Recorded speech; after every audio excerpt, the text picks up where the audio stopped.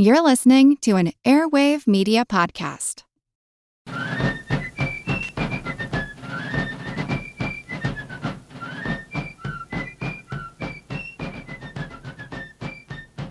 Hello, and thank you for joining the American Revolution. Today, episode 72, The Siege of St. Jean. When we last looked in at the fighting around Fort Ticonderoga and Lake Champlain in episodes 59 and 60, Colonel Benedict Arnold and Colonel Ethan Allen had captured the fort in May 1775. They then captured all of Lake Champlain as far north as St. Jean at the northern end of the lake in Canada. There, Arnold captured the British dockyard and commandeered the largest ship on the lake. He sailed it back to New York before British General Guy Carleton could get his regulars down to recapture St. Jean. Following that success, the politicians and armchair generals in Philadelphia, Cambridge, and New Haven sent a series of confusing and contradictory orders on what to do next. At one point, they ordered the Patriots to retreat, return the fort to the British, and abandon Lake Champlain. They also sent bureaucrats to audit Arnold's expenses and a more junior colonel, Benjamin Hinman, to take command of the area with 1,000 Connecticut militia.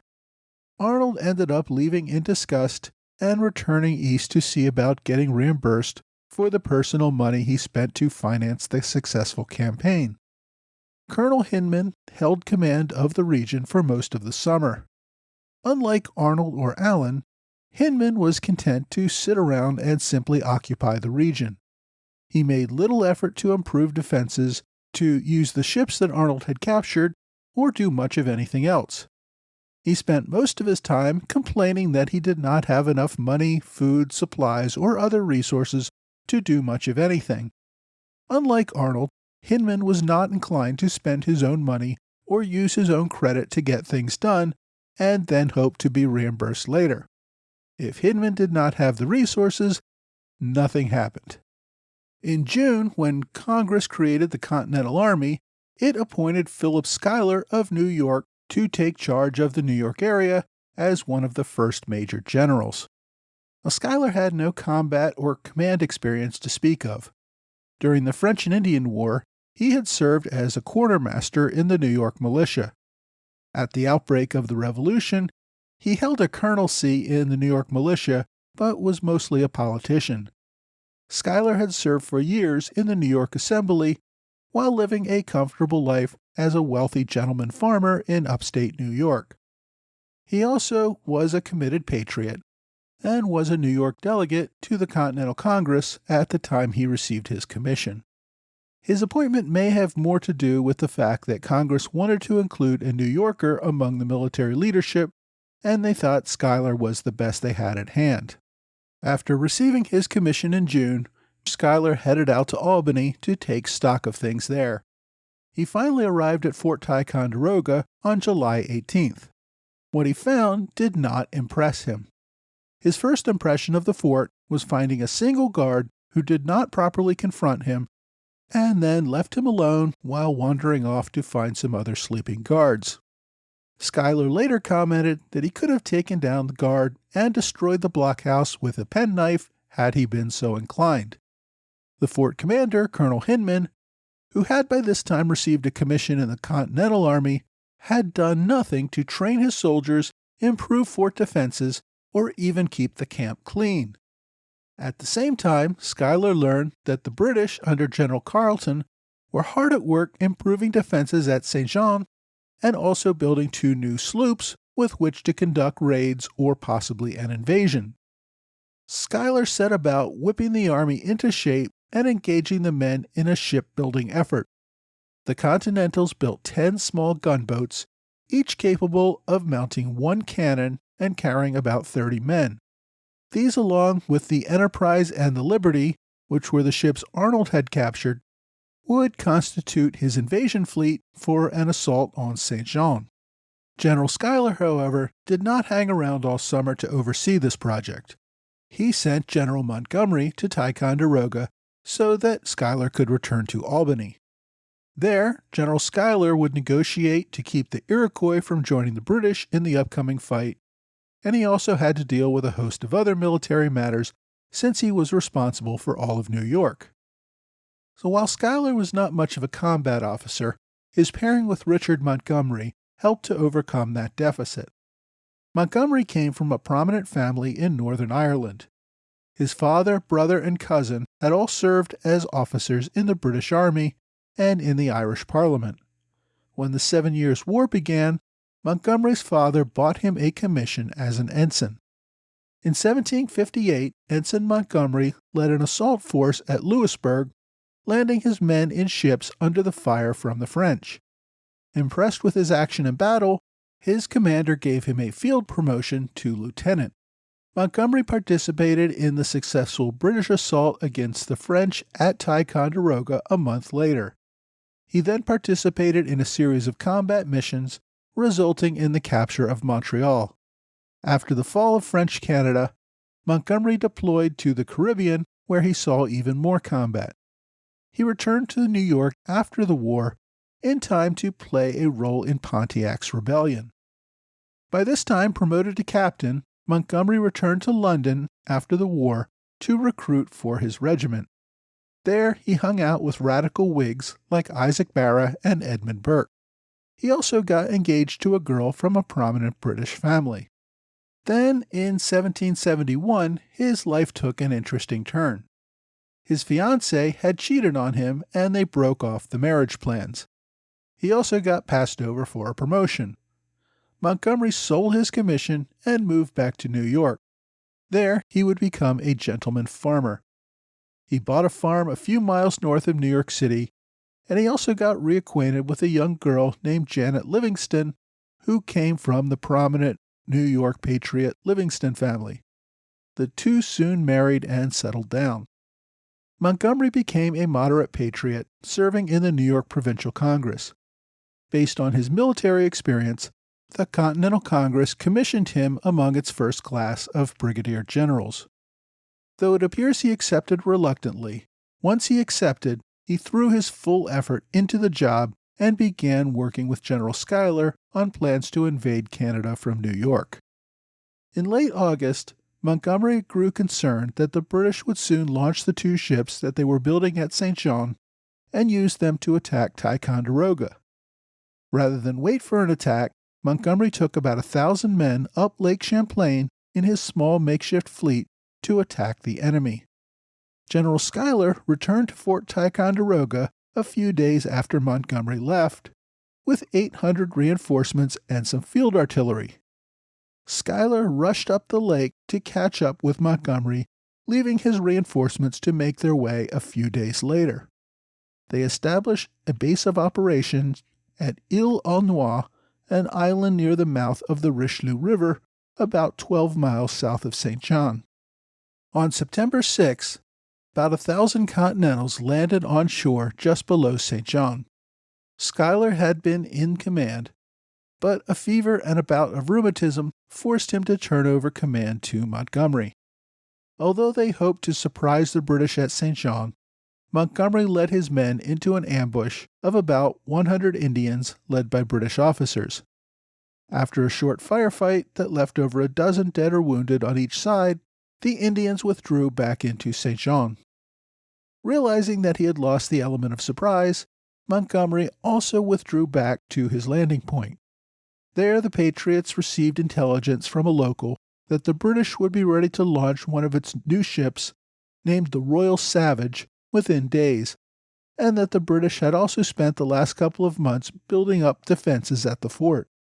After a council of war, Generals Schuyler and Montgomery pulled their forces back to Île-aux-Noix and awaited the 800 reinforcements and artillery before resuming their planned assault.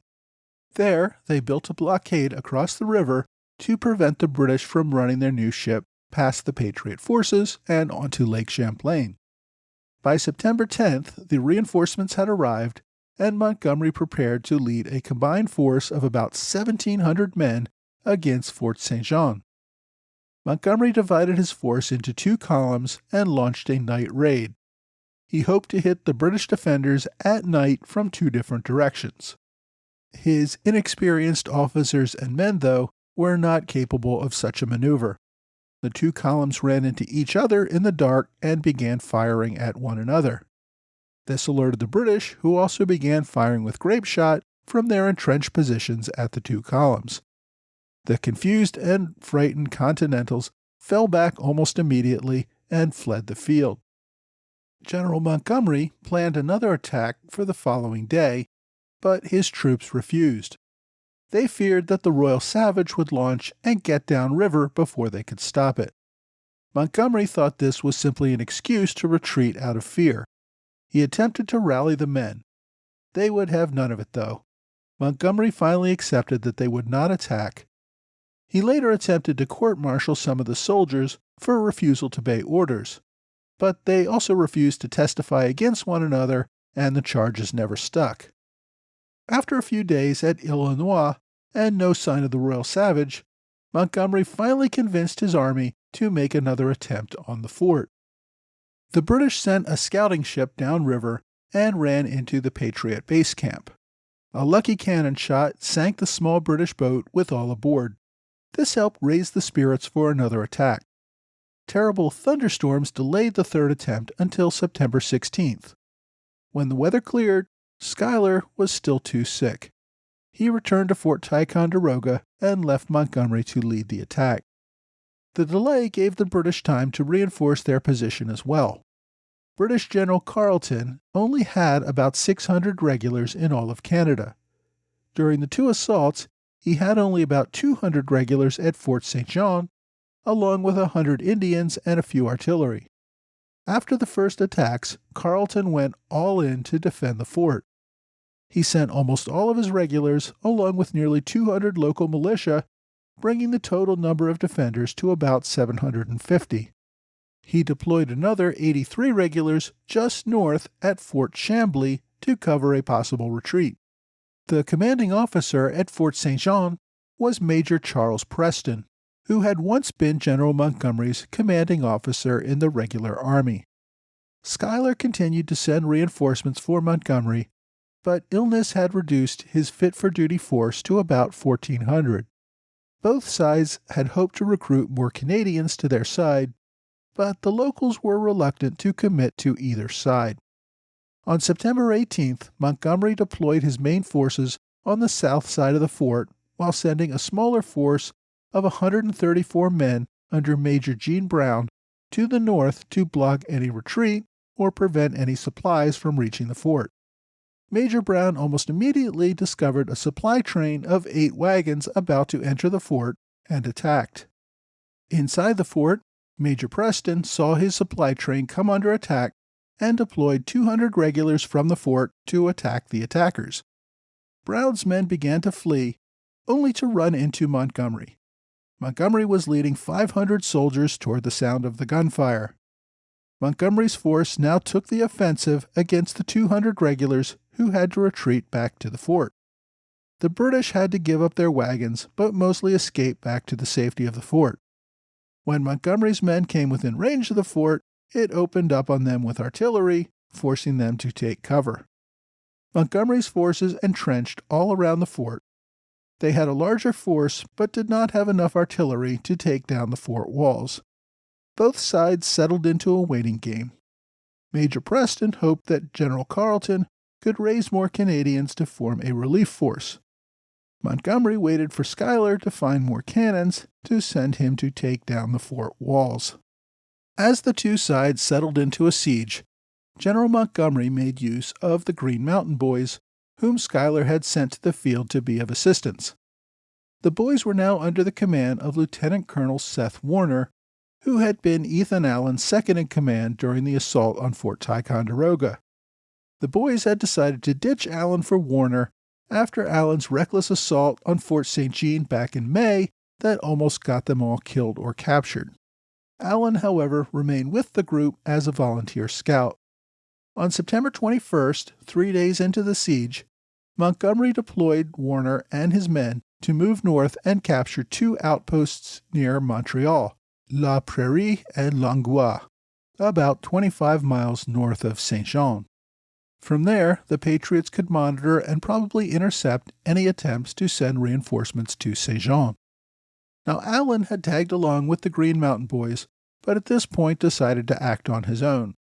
He somehow got it into his head that he could almost single-handedly capture Montreal and make himself once again the conquering hero. Allen collected about 110 volunteers. He appears to have felt confident that the local Canadians in Montreal would rise up and join his small force as soon as they began the assault. Allen also later claimed that he expected part of Warner's force under Major Brown to join him in the assault, although Brown later stated that he never had any idea of what Allen was planning. On the night of September 24th, Allen crossed the St. Lawrence River, landing just north of Montreal. Even though he only had 110 men, he had only a few canoes to make the crossing, which meant multiple crossings that took most of the night. Early the next morning, a force of about 40 British regulars, along with more than 400 Canadian militia and a few Indians, came after Allen's men. His volunteers almost immediately broke and ran, but with only a few canoes, only a small number were able to escape. Allen and about 24 of his volunteers stood and fought against the nearly 500 attackers, who quickly overwhelmed them. Allen finally turned over his sword and surrendered. As soon as he handed over his sword to a British officer, an Indian attacked him. Allen grabbed the officer and used him as a human shield to fend off the Indian attack until some Canadians got the attacker under control. As a prominent prisoner of war, the British shipped Allen back to Britain, presumably for trial as a traitor. He spent most of the next year aboard prison ships. Fortunately for Allen, the Patriots had captured several prominent British officers by this time. They threatened that if the British executed Allen, the Americans would execute an officer of equal rank in retaliation. King George decreed that rather than try him for treason, he should be held as a prisoner of war. The British shipped Allen back to British-controlled America, where he spent another 2 years in captivity. Finally, in 1778, Allen would be traded for a British colonel. Although Allen was captured, Warner successfully held the outpost just outside Montreal. By October 1775, General Schuyler also succeeded in getting several cannons to Montgomery so that he could begin firing larger shells into Fort St. Jean. The Continentals were able to sink the Royal Savage even before it left port. Still, there were not enough Continentals to break the siege. While waiting out the siege in St. Jean, Montgomery deployed another force under James Livingston, a local farmer who happened to be a relative of Montgomery's wife, and who was able to raise several hundred Canadian militia in favor of the Patriots. Livingston acquired 2 cannon from the Patriots and floated them downriver to attack the 83-man British outpost at Fort Chambly. After a 2-day bombardment, the British commander surrendered, most importantly, without destroying his munitions or supplies. The Patriots captured about 120 barrels of much-needed gunpowder, as well as a large supply of arms and food. By the end of November, British General Carleton had assembled a force of nearly 1,000 men, mostly militia from throughout Canada. He planned to crush Warner's outpost just outside Montreal, then move upriver to relieve the regulars at St. Jean. It did not go as planned, though. When the militia attacked Warner's outpost of less than 200 men on October 30th, they were met with cannon fire from artillery that Warner had taken from the captured Fort Chambly. Most of the Canadian militia broke and ran, leaving frustrated British officers to retreat from the field. There would be no relief force for St. Jean. In late October, Patriots also received another 500 reinforcements under General David Wooster. Although battle casualties were light during the siege, the Patriots had lost hundreds of men to illness over the 2-month siege. On November 1st, Montgomery sent a British soldier under a flag of truce to speak with Major Preston and ask for his surrender. The soldier had been part of the relief force meant to relieve St. Jean. Suspecting a trick, Major Preston sent his captain and several other officers to meet with Montgomery. Montgomery allowed the British officers, who included a young lieutenant named John Andre, we may hear more from him later, to speak with several other prisoners from the relief force and convinced him that this was no trick. St. Jean would not be relieved.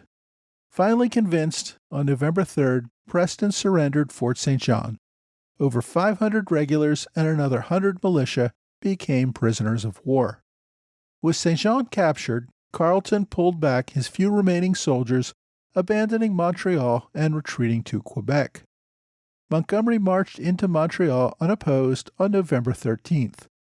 The Patriots also captured the British fleet in the river outside of Montreal. General Carleton was forced to don civilian clothes and pretend to be a French Canadian in order to make his way through the enemy lines and return to Quebec. The Patriots celebrated the fall of St. Jean and Montreal as an important victory. Congress promoted General Montgomery to Major General, though, spoiler alert, he would die before he received news of his promotion. The capture of Montreal opened up a path for a direct assault on Quebec, which would mean the fall of British Canada. But we'll have to leave that for a future episode. Next week, as the Siege of Boston continues into the fall, the Continentals find a traitor among their ranks.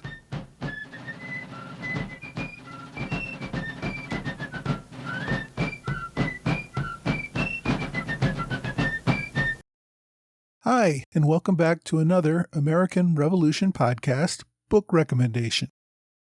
Now, before I get to this week's recommendation, I want to remind everyone to check out my blog, which is at blog.amrevpodcast.com. It provides free transcripts of each episode, as well as other information helpful to understanding each week's topic.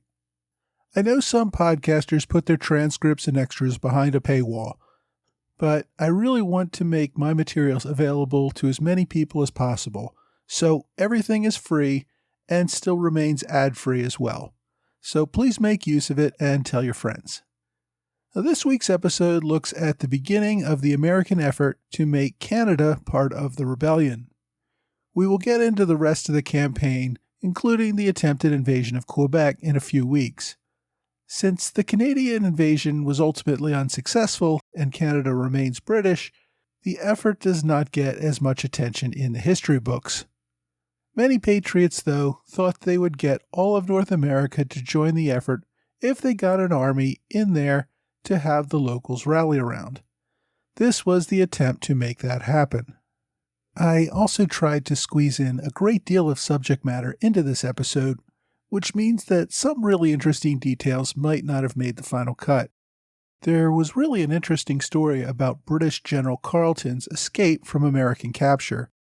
He had to slip past enemy ships at night, and on several occasions had to get past soldiers by pretending to be a French Canadian who did not speak English. I really debated making that into a whole episode for itself, but in the end decided that if we're ever going to get to 1776, I've got to avoid even more detours. If you want to read more about it, though, this week's book recommendation will meet your needs. My recommendation this week is called Thrust for Canada by Robert McConnell Hatch. The book covers the fight for Canada from this invasion in 1775 through the Battle of Quebec and ending with the Battle of Valcour Island, which comes about a year after the start of this action. It is a great story full of adventure, and one that is relatively unknown to many people, even those who are familiar with other parts of the Revolutionary War. The author, Hatch, was actually an Episcopal bishop in New England for many years. He passed away about a decade ago. He published this book in 1979 and also published another interesting book about Major John Andre, who I also mentioned in this episode when he was still a lieutenant. The book Thrust for Canada is almost 250 pages, plus endnotes and index. Last week, I gave a rather half-hearted recommendation to a book about the Bermuda Raid because it was really the only book I could find that covered that topic. Like last week, this book, Thrust for Canada, covers a topic that most other books avoid, at least in any focused way. However, unlike last week's book, I'm not hedging on my recommendation this week. I think this one is a really great read, very well researched, and covers the topic very well. If you are interested in Canada's role in the early Revolution, this book is something you will want to read. Well, that's it for this week. I hope you will join me next week for another American Revolution podcast.